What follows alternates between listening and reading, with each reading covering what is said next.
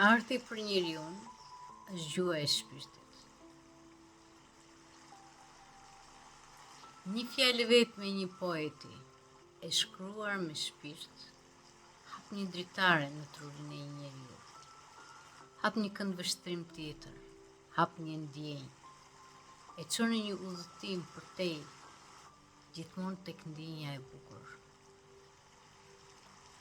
Një piktur e çon përtej momentit, e çon në një fantazi, e çon në një dimension. Kurse një muzikë e çon në natyrë, ati ku është nëna natyrë, e cila flet me gjuhën e zogjve,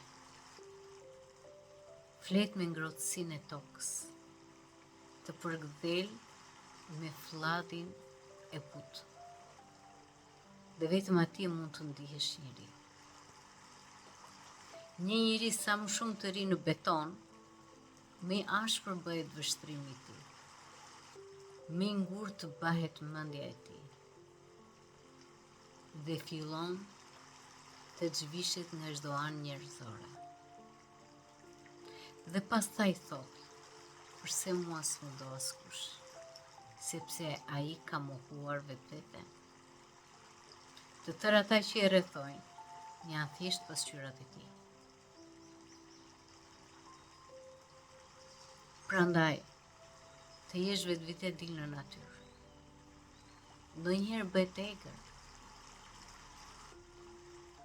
Mësoje ta dëgjosh.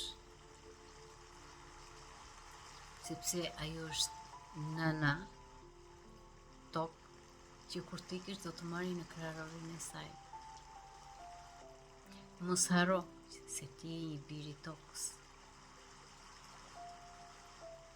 Çdo mineral që ti ke në trup, çdo protein që ti ke në trup, është pjesa e tokës. Dhe trupi që përdor ti është avatari jot.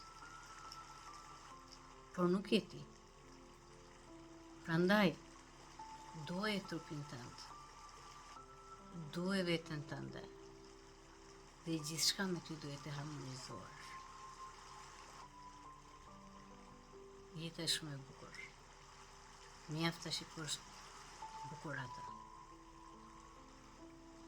E do e kuptosh se sa me vlerje që Zoti të dha mundësinë që me këtë trup të ekzistosh këtu, duke parë këto mrekulli në këtë formë.